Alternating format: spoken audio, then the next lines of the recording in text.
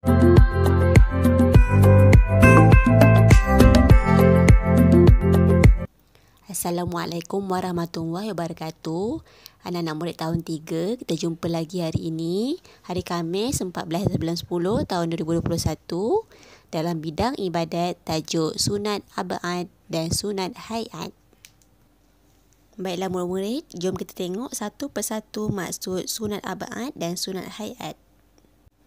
Murid-murid boleh rujuk juga buku teks muka surat 93. Baiklah, kita pergi kepada sunat ab'ad. Okey, sunat ab'ad bermaksud amalan sunat yang amat dituntut. Jika ditinggalkan, diganti dengan sujud sahwi. Contoh, membaca doa kunut. Sunat hayat pula adalah amalan sunat yang dituntut. Sama juga dengan sunat ab'ad. Namun, jika ditinggalkan, tidak perlu diganti dengan sujud sahwi. Contohnya, membaca doa iftitah. Baiklah murid-murid, kita tengok senarai sunat ab'ad dahulu. Warna biru. Murid-murid boleh rujuk buku teks muka surat 94. Okey, yang pertama, duduk dan membaca tahiyat awal. Nombor 2, membaca selawat ke atas Nabi Muhammad SAW dalam tahiyat awal. Nombor 3, membaca selawat ke atas keluarga Nabi Muhammad SAW dalam tahiyat akhir. Yang keempat, membaca doa kunut pada solat subuh. Yang kelima, berdiri semasa membaca doa kunut. Yang keenam, berselawat ke atas keluarga Nabi Muhammad SAW semasa doa kunut. Baiklah murid-murid, semua senarai yang cikgu sebutkan tadi, jika ditinggalkan, maka perlu diganti dengan sujud sahwi. Seterusnya, sunat hayat. Perbuatan.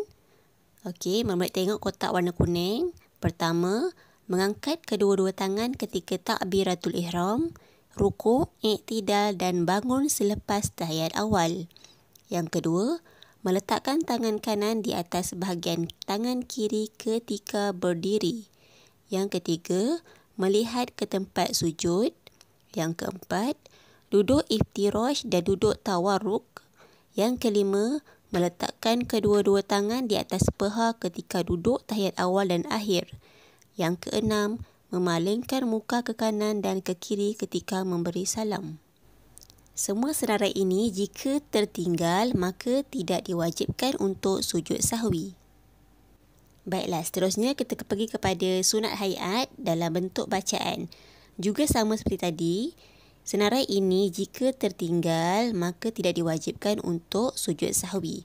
Okey, yang pertama, melafazkan takbirul intiqalat iaitu yang mengiringi setiap perpindahan perbuatan dalam solat. Yang kedua, membaca isti'azah sebelum membaca Al-Fatihah dan menyebut amin selepas Al-Fatihah. Yang ketiga, membaca doa iftitah.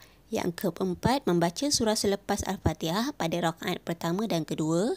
Yang kelima, menyaringkan suara pada bacaan Al-Fatihah dan surah pada rakaat pertama dan kedua ketika solat subuh, maghrib, isya dan solat Jumaat. Yang keenam, membaca tasbih ketika rukuk dan sujud. Yang ketujuh, membaca Sami Allahu liman hamidah dan Rabbana lakal hamd ketika bangun daripada rukuk. Yang ke-8, membaca doa ketika duduk antara dua sujud. Yang ke-9, membaca selawat Ibrahimiyah. Yang ke-10, memberi salam yang kedua. Bermaksud 10-10 senarai ini jika tertinggal maka tidak diwajibkan untuk sujud sahwi. Baiklah murid, macam mana nak buat sujud sahwi ya? Okey, ini tata cara sujud sahwi. Yang pertama, duduk iftirash membaca tahiyat akhir.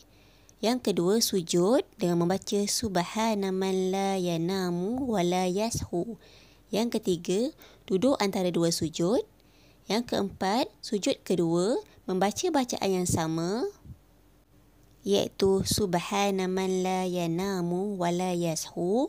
Dan yang terakhir, duduk tawarruk seperti yang dipaparkan dalam gambar. Mudah saja kan? Baiklah murid-murid, sampai sini saja dulu pelajaran kita pada hari ini. Juga harap murid-murid dapat mendengar dengan baik dan fahamkan apa yang cikgu cuba untuk sampaikan berkaitan dengan sunat abad dan sunat hayat serta sujud sahwi. Sekian, Assalamualaikum warahmatullahi wabarakatuh.